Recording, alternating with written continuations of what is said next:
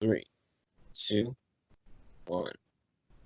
Ladies and gentlemen, we welcome you to another episode of the Daring Goat podcast. Your, Welcome, welcome. yours truly, Yaez, and my good buddy, the D-Man. What's up, y'all?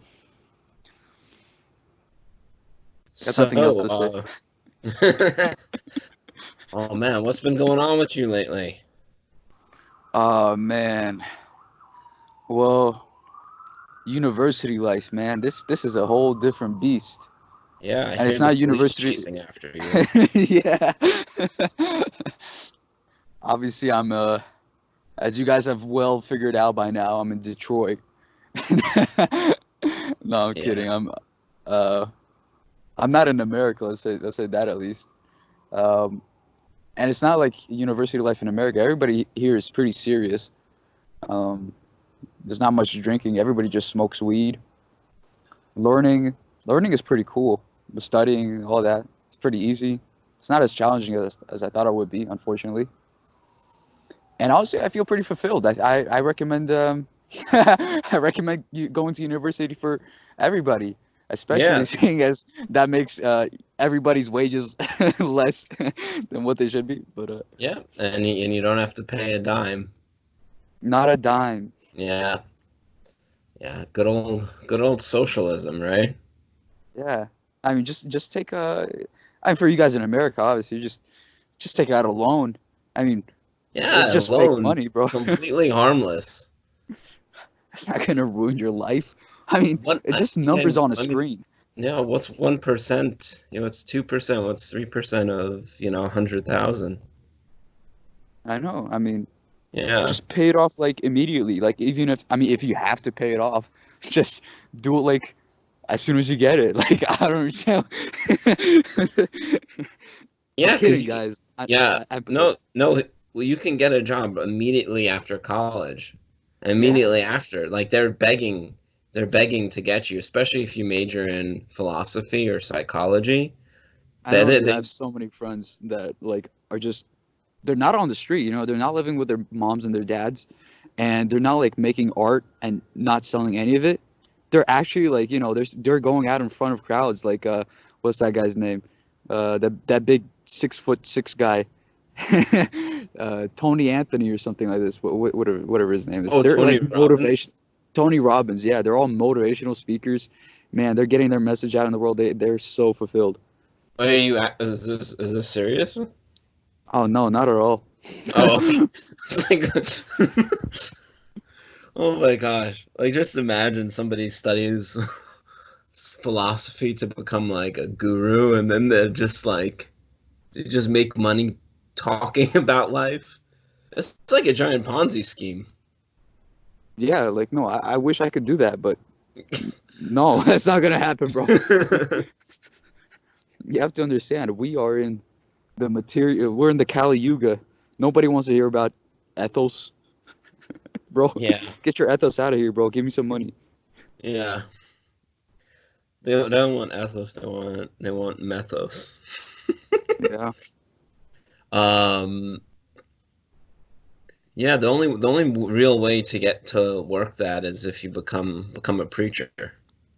That's the only way. Yeah, preacher, like one of those like, oh my God, like that Tal, what's his name? Tal Poes, Pads.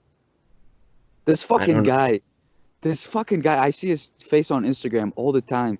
He just like smiles at the camera and he like says, "Okay, you guys want to know how I made $3 million off this property from just a $100,000 investment?" And he had this like fucking smile plaster on his face. He just looks like fucking goofy, like like the people that work in Forex, like just oozes this like Yeah. disgusting just energy, bro. Like no, you don't make $3 million off of that property, bro. Okay, you make $3 million maybe on paper that you have to like go through waves of bureaucracy to actually receive, and then you actually make money through Instagram advertisements. That's how you actually make money. The thing with anyone who's on on these social media things is they like, what's your time worth? Like if you're really making, hundreds of dollars an hour, thousands of dollars an hour, and if you have to put time in to make a YouTube video, and if you're selling a product, then clearly like Yeah, you there's an you aren't making incongruence. enough money with your main hustle, and social media is your real hustle. Yeah, Gosh, yeah. what That's kind of that's the people? thing. Self-help gurus, all these like people with courses, even like the pickup instructors, pickup artists. Yeah, It's the same thing. Like it's the equivalent of it's like just another Ponzi scheme. yeah. You pay I mean, them we're to kind of like doing something similar to it because we're trying to make money off of this. We're just talking. Yeah, that's true, but like I mean there's no gimmick to it. Like we're not gonna open up a daring goat course and teach you how to dare and be a goat, you know. Wait, we're I not? mean Oh just shit, dude. I might as well quit now. okay, fine, maybe we will have a course like one Once year we later sell out. you'll have they'll some we'll have like some other YouTuber who goes and exposes people and they're like the daring goat exposed and then they'll like be quoting and clipping sections of this podcast. Yeah, Yeah. that'd be a Um so this actually kind of segues into some thoughts I was having. I I was looking into uh just by chance actually when I was browsing through YouTube, for whatever reason it recommended me a video on Islamic finance. okay. Yeah, and I sent you a little quick link on what Islamic banking is. Yeah, Yeah. And with Islamic banking, you can't charge interest. This is a thing, which is like so radical. Like in my mind, like my mind was blown when I heard this. What was your reaction when you heard of that? I was like, maybe Muslims are actually right. Maybe Muhammad is the true prophet. Yeah. So But no, it's like morally like I don't know. It's actually supporting the social system, unlike most exactly. banks. Like Hmm. what, what, what else do you want? Like what else do you want from a perfectly moral system? Like I don't know. Yeah, that was something that was a pretty profound lesson for me. Because the thing is, in Judaism, you're familiar that in Judaism they also have a similar prohibition against lending with But interest. But then this is the giant but, and this kind of makes Jews look really bad. yeah, Um, Jews are forbidden to lend with interest unless it's to non-Jews. yeah, yeah, So hence you have the stereotype of Jews running financial institutions. yeah. Yeah. What were we talking about? Back Ah, on Islamic track. banking. Yes, Islamic banking. So I think it's a good idea because the only way you can make money is if the person you're lending, because you only can make money through equity, basically. So as if you were Mhm. like to invest in a stock and then or invest in someone's business and then get a portion of the income. So In Islam, that's the only in way to make. Islam, yeah. And there's actually within various Arab countries they do have some big banks that do implement this. Wow. Yeah, so props to them, but there's a lot that don't. So it just shows how practical it might be, Yeah. or maybe the Obviously, it's world not is too practical, but corrupt. yeah. Yeah. Have to the oh yeah, the issue though is that I think if you're gonna loan some money to somebody, and I think that I don't know if Judaism accounts for this or Islam accounts for this, but there's also like inflation. I don't know if they had inflation back then. Inflation. Yeah, Ah, during the because time like of Sharia law or yeah. when Sharia law was made up. Hmm. Yeah, because with inflation, like if you loan somebody $1,000 and they're supposed to give it back to you, then and if it's like 5 or 10 years, then you actually lose money because currency is inflating.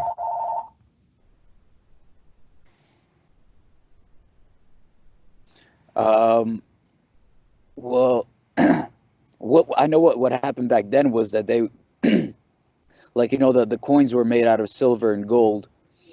So what would happen in order to like decrease the value of a nation's currency is that they would decrease the amount of gold in a coin.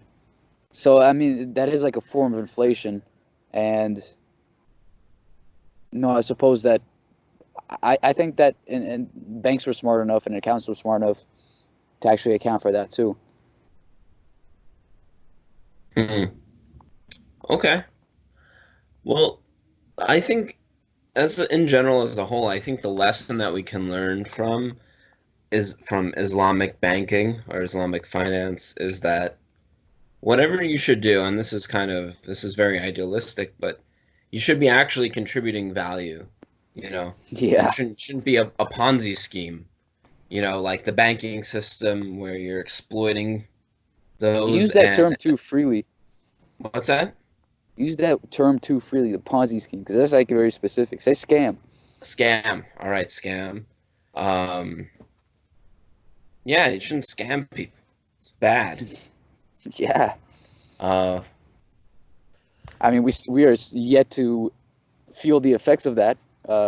How many years have we been scamming each other now? Like since World War One, probably, or like before World yeah, War One. and we're just Since racking up debt. We're just yeah, racking debt up. yeah, And as like Nassim Taleb, I think in Nassim Taleb, like a lot of his philosophy about assuming risk, I think it actually came from this Islamic perspective although he's because Orthodox Christian. he is Orthodox Christian, but he's a scholar of, Semitic, Literature. Semitic cultures and religion and history and whatnot. So, because in his books he talks about Jewish law, he talks about Islamic law, talks about Greek mythology, combines it all together, and that is that assumption of risk that he talks about. I think it was probably Islamic inspired. Yeah, there's something to it, but there's also like it's like an underline like Jordan Peterson would say it's like an archetype, but like as in an archetype of a well-functioning society. Like the members and the units of each society work towards like the good of the society. They don't work for the good of themselves. They work on a communal basis. So it's not necessarily Islamic. It's just that Islam was the first to like institute it on a communal level. Like Christianity, Jesus would say that said the same thing on an individual level. Um Sharia law is, for the communal level. We don't really have an equivalent of that in Christianity, I don't think. Mm. I mean, actually, Judaism also like basically talks about the same thing, although it talks about like the good of the Jews and not exactly, Yeah, it's more. obviously Jews as a nation, but Jews now are just an ethnic group, so it's not really as applicable. Which religion do you think that there's a financial aspect to Christianity? Like, so Islamic has like some financial governance, um, Judaism as well, but what about Christianity? Um, no, I think Christianity today is lacking in a lot of things because basically it just like talks about like it's just Jesus talking and like the he lays out like the basic principles of righteous living, of following the truth, but there's Hmm. not a lot of derivations, or a lot of derivatives. So there's not a lot of like famous not prophets but like commentators that say since Jesus said this, then as a society we need to act like this. There, There's there, there are some, but right, but they're not as famous as in like in Judaism and in Islam. I think one of the big differences between Christianity and Judaism and Islam is that um, Judaism puts a lot of authority in the rabbi, Right. and it has that constant. It is in a way it's sort of a constant reinterpretation, where there is a dynamic change where according to the times, even though a rabbi might not have the authority of a prophet, his scholarship and his wisdom can hold some weight, a Hmm. significant amount of weight even in the lives of his community. And the Christianity, in a sense, like you do have what is it? You do have some prominent Christian scholars and philosophers like Kierkegaard, um, Augustine, Saint Augustine. There's a Hmm. few others I can't recall offhand, but you don't hear Christians unless they're like real, like what is the word, like apologetic Christians, where they're like really trying to find a philosophical basis for their belief. They don't really hear people turning to those people as much as, say, people quoting imams or rabbis to support their argument. Okay. Like Christianity kind of said that, okay, or maybe not Christianity said, because it's really more about how it's evolved, and with the way it's evolved, you have just I don't know. A lot of Christians will say that, okay, this is the Bible. It ended at Revelations. We know enough, and then like maybe you'll have a little priest who helps you, and that's it. Yeah. There's not like that philosophical lineage that's emphasized Right. as much as in those other ones. So I mean, it's like it's not bad. It's just yeah, it's not um, bad. It's a difference in approach, which is kind of interesting. yeah. There's a lot more open to personal interpretation because like Christianity stresses the importance of the individual. So personal interpretation obviously is a must. But at the same time, there's not like Christians usually lack the discipline to follow through with what they should recognize as the truth or their own personal truth. Like in Islam and Judaism, at least they pray at least 3 times a day for Jews. Muslims 5 times a day, and they always remember like the way or the way of truth. It's always on their mind. Christianity or Christians, they just go to church on Sunday and think that's enough. Obviously, it's not. Well, there's I think there's a distinction in that, like in Christianity, and I'm sorry, in Islam and Judaism, you have more of these set prayers, and Yeah. then Christianity, it's kind of like, I don't know, I think that Christianity prescribes a more personal relationship with God in communicating with him directly. Right. Because like you could potentially, I remember I had a roommate he was a religious Jew, and I asked him what he thought about praying directly to God, and then he said, like, oh, there's actually a rabbinical debate about it. So it's like it wasn't clear, like as to Wow. like, should a person, at least from his studying, I'm not an authority on this, so I don't know, I haven't studied enough. But the fact that there was even a debate about it was sort of Surprising. a a odd thing to see, where it's like in Christianity there's like this free, in a way there's like not a middleman as much. Well, Jesus is the middleman, I guess. Hmm. And I guess you got to go through him, but like you don't, but he's sort of like a, Christ is like a symbol, I guess. So you're going through a symbol which is in your mind, you know, as opposed to having like a set tradition where you have to go and kneel down on a little rug to say your prayer, or strap on a piece of leather around your arm and head, and Yeah. cover your head. Like, it's just a very different perspective.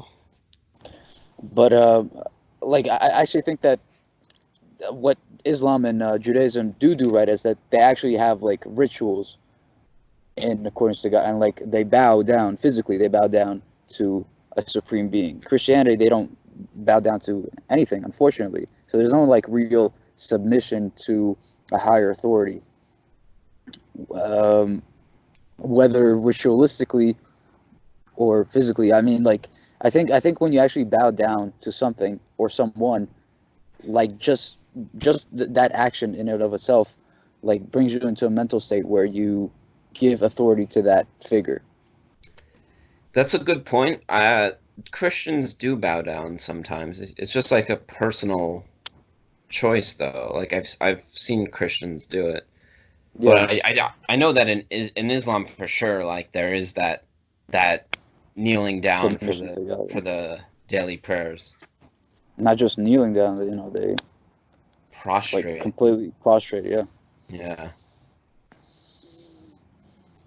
yeah. Which I think I kind of think there's this interesting distinction where you have these two opposing sides of religion, where you have the dogmatic practices, right, of saying a certain number of prayers several times a day, you know, maybe, kneeling down on a rug, or, using prayer beads. And then there's the internal um, prayer, right? That's Mhm. not as regimented. And do you think that there's some benefit to having a regimented system Yeah, of completely. Because like human beings tend toward chaos unless there's like some kind of outer influence. Um, uh, like what I see that's the most beautiful thing in Islam is the discipline that people have, that Muslims have, like true Muslims have. And I don't see that in Christianity as much. And it's Mhm. because of dogma. Obviously, there's like a limit to dogma. At some point, you have to take responsibility for your life. Um, but I think it's a good start, like teaching your kids or something. If you want to teach your kids religion, like if you actually want to teach them religion, teach them through discipline. Teach them to respect God in a regimented way, in a kind of dogmatic way. Otherwise, it's just they'll stray from the path. It's natural, I think. I'm kind of like going about it in like a really open-ended way. I'm not really saying exactly what I want to say, Mhm. but I think you kind of understand what I mean. Yeah. Carl Jung, in one of his books, talks about how there's like stages in a person's life, and that, like, the beginning stage is like he has to first be oppressed by a system, Hmm. and then he receives a kind of a liberation from it, and then he finds his own path afterwards. And I think that you need to, in a way, be oppressed by God, by a system of beliefs, Yeah, you know, because you need that for several reasons. You need to learn a sort of framework for how to interact with God and how to interact with the world, and to develop your moral code. Um, because that code it's been, most religions are moral codes that have been in progress, and developed over hundreds, thousands of years. And then you kind of get to a point where you start to um, become aware of what it is you believe, and you start to see some contradictions, and then, maybe you break out of it to an extent, or maybe yeah. you realize that you're happy with it. But what do you think about that? Um, uh, it's kind of like saying, um,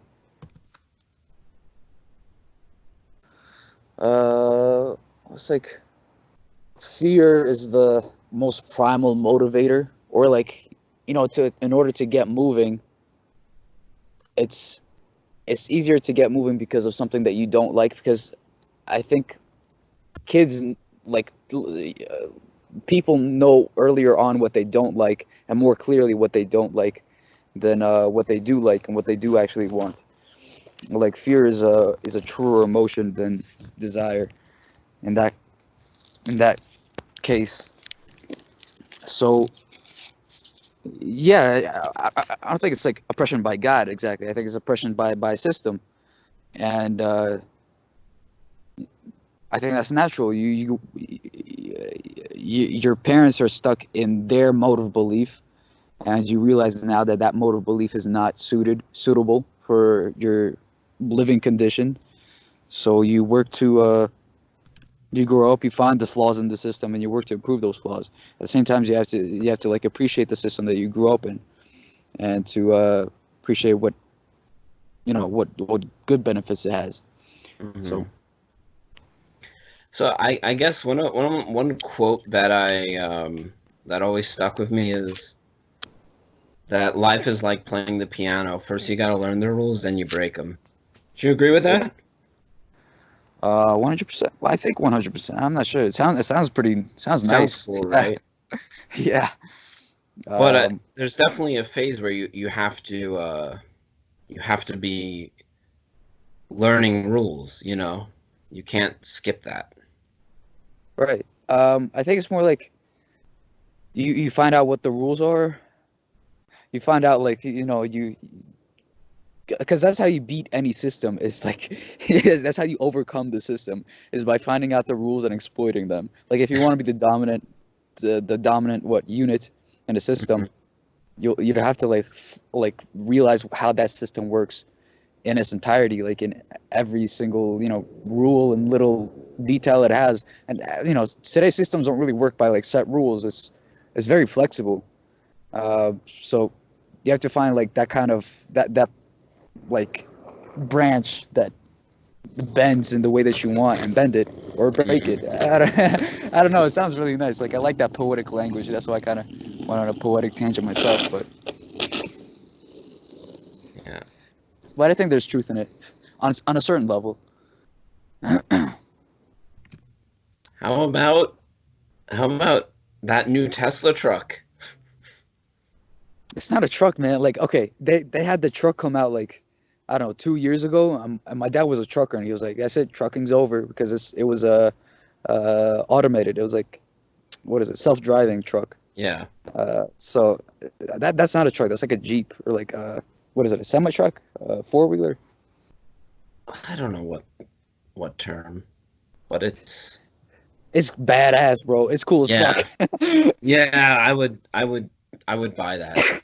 And like I don't want a self-driving car. Like those things terrify me. I'm worried that if I get a self-driving car, someone would be able to hack it and then just start driving me off a cliff somewhere, you know? Like Okay. like I kid you not. Like I just recently experienced a hack from somebody. And it wasn't my fault. It was from a service carrier I had. Like these things are Okay. so easy. To exploit, yeah. Yeah, and then you put a bunch of autonomous vehicles, and then you just get some crazy terrorist, and then they can start driving cars into into who knows what. Yeah, that's a good idea. I'll write that down. I'm kidding. I'm kidding. Joking, guys, joking. So, Um, yeah, yeah, but so that scares me, and then but if I could like disable that or not have it installed whatsoever, then yes, I would get one. yeah, Man, I'm I just feel like glad that, like, yeah. RoboCop in one of those. Like, it's so clean and like he even made it bulletproof, Wow. or at least very impact resistant. Um, I don't know why. Maybe Elon Musk is trying to like plot world domination. Yeah, or maybe he's exploiting his fan base that believe like I think most of his fans are like kind of conservative, kind of I mean Elon Musk himself is like it's just this weird like just icon. He takes like so many risks and he's like this thing. I'm just glad that he took this aesthetic risk on it, and I'm pretty sure his audience are also kind of like it's kind of schizoid, like in comparison to other audiences, they're more special, let's say. And I think they might have fantasies of like a Civil War II or World War III or something, and You that's might my be thought. onto something. Because it's even like the pictures that I see, like it's like kind of just like a little bit of a desert, like Midwest background to it. Yeah, And I could just nuclear imagine wasteland. like just desert everywhere and people riding in those things like a kind of like Mad Max. Like yeah, exactly like that. Yeah. Yeah, no, I mean, it's badass as fuck, dude. Like, Yeah. That's a pretty great ride. The thing what I like about Elon Musk is he's like the spirit of America. yeah, 100%.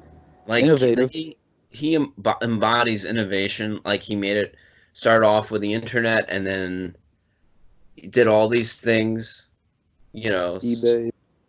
eBay, solar energy, although solar energy didn't work out as good, I don't think, but uh, yeah, Tesla and then SpaceX. Yeah. Yeah. No, he's. I mean, he's like I don't know, like the way that he talks is kind of like slightly autistic, but he's a genius, Yeah. and not just a genius, but like very aware of the culture Hmm. of and like the rules that there are, like like he knows how to play the piano, and he knows how to break the rules of playing the piano. He knows how to break the rules of society and like business itself, and just like the cultural standards by which we live. As much as I disliked reading Atlas Shrugged, like he could be one of the characters in that book. You know what I mean? Yeah. Like like he really could. He is like him and Bezos, Man. Mr. Bezos But he's of evil, no? Amazon. I don't know, like people like Jeff Bezos isn't as likable. I don't Yeah. know why. He Like just he's doing he looks sleazy. He's like small, he's skinny. He just looks like, the kind of like Elon embodies like even his frame. It looks more like ENTJ, not INTJ, or he looks more extroverted. Elon Musk. He embodies the American spirit of innovation. I could not see China producing an Elon Musk. Yeah, no, not at all. I mean, they don't have that like spirit of, they do what their parents tell them. They don't really have like, they don't really have that culture. They just, that risk-taking culture. Yeah. Kind of like the same thing with Japan. Japan just managed to get on terms with America earlier on, and I think that was the reason. That was a bigger reason for their success. But also, like nowadays, Japan is a lot more open-minded too than China. There's a lot of subcultures, uh, and anime is a big part. So maybe Japan could make like a figure like Elon Musk. But then also back to China, that being the founder of Alibaba. What is his name? John Mao or something? Jack Mao. Jack Ma. Yeah. Did you see the interview of Jack Ma, or the talk with Jack Ma and Elon Musk? Yeah, we're like Jack Ma came off as a retard. Yeah, Jack Ma's just like, I'm only concerned about here and now. Like, and Elon Musk is, I'm concerned about the survival and progression of humanity. Damn. I mean, that's just such, I, gosh, and Jack Ma's got a huge head. My gosh. Like, yo, this dude looks like he could be, I don't know, he looks. as if someone just like took a face of a normal human and just shrank it, sorry. Oh Took the man. body. I took the face off. Okay. Yeah, no, the guy looks weird, but like, Any any other any other comments? thank you, Elon Musk, for trying to show us that we don't live in a simulation and we don't live in 2012 repeating itself over and over again. Well, Appreciate that. Like, Elon Musk said that we might be living in a simulation. oh yeah, well, Yeah. he's trying to like prove otherwise at least. You know, he's trying to show people. Well, that's I don't mean like the simulation that he meant. Like, I meant like the Matrix simulation where like Yeah. we're just living the same year over and over again or something like this. Because that's how it felt like for the past 7 years. Like just we got older, but like technology. I mean, sure, you get Uber. Okay, bro, fine. You get a new taxi service. That's big fucking news. I mean, where's my actual sex robot? Where's the android that does whatever the fuck I want? Huh? Where's that? Where's World War III? Where's my laser weapons, bro? I want plasma guns and shit. And Oh these don't well, exist. we're working on them. We're working on them. That's what they say. That's what they always say. That in Yeah. 20 years we're gonna have the cure for AIDS. And you kind of do, but like it's not as breathtaking as it should have been. I think people would be more excited for a sex robot than an AIDS cure Yeah, no, I wouldn't because argue with a sex robot could cure AIDS indirectly. Huh? Huh? that. Huh? Oh, we need government funding for this. Yeah. You could just get rid of STDs altogether. Yeah, and then just throw And on babies. a little VR. Put on Oh VR yeah, yeah. goggles, and Dude, then that's basically the only thing that like that's pretty cool is virtual reality porn. So now like when you look to the left, you can see the left titty. When you look to the right, you can see the right titty. I mean that's pretty amazing. yeah, it's pretty Like sophisticated. pretty sophisticated. Like humans get access to like basically a system that can provide infinite information and connectivity. And what do people mainly use it for? Yeah, porn. I mean, What what does are people Elon Musk mostly use it concerned for? with? I don't know. To What get what does us he to like? Mars. To Mars. What are you What do you, doing? You're listening to this podcast. You're rubbing one out to a deep fake somewhere. Come on, guys. Be like Musk. do you like Musk? Ugh, that's impossible, bro. Well, it's not impossible. It's just I li I one day I watched a video about him talking about how you have to work to be successful and work twice as hard as other people, and he's saying like he puts in like 12-hour days, 16-hour days. And I literally like for 4 days straight I was like to like increase my work hours by like 50%. and how'd you feel after? I felt great actually. It felt good to get my energy out into something. Ah, It was a good experience. It just I couldn't keep it up because I had family coming to town, so I had to visit them, so that interfered. And I still need to like I'm still trying to get back on the schedule, but it was really good. It was a good experience. Like if you actually enjoy what you're doing, which I imagine he does. that's good. That's good to hear. Okay, so it's not impossible. It's not impossible. Like if you enjoy it. I Yeah. watched another interview of Elon Musk. It's a recent one on the Lex Friedman podcast, and Okay. he was like just hearing about how this guy is concerned with such big things, like going to outer space, creating these clean energy vehicles, all these things. Like literally, I literally felt like a pathetic little ant compared to this man. Yeah. No, this guy is like one of like one of the only self-realized, actually self-realized people that exist in the world. This guy's like a Buddha in that kind of sense, because like he has a dream and he actually strives to accomplish it. That's, I mean, that's like one in a million people. One in a million people, I think, can actually do that. Probably less. Probably Yeah. less. So guys, we've been all over in this podcast. Hopefully you enjoyed something. Maybe you got some new information out of it. Maybe you didn't. Maybe you just, had this open in one tab and you were jacking off to Angelina, Valentina, and the other one. So salute. I do the same thing. Thanks for the view anyway. Please make sure to like, subscribe. All that stupid shit. Comment. Oh Comment. yeah, comments. Yeah, tell us how retarded we are. Tell us, insult me. I'll come over to your house, bro. Just make sure to keep them hands up if you comment something negative. But if you comment something positive, that'd be very appreciative. Something constructive, anyway. Yeah. Right. So this was D-Man and Yaz.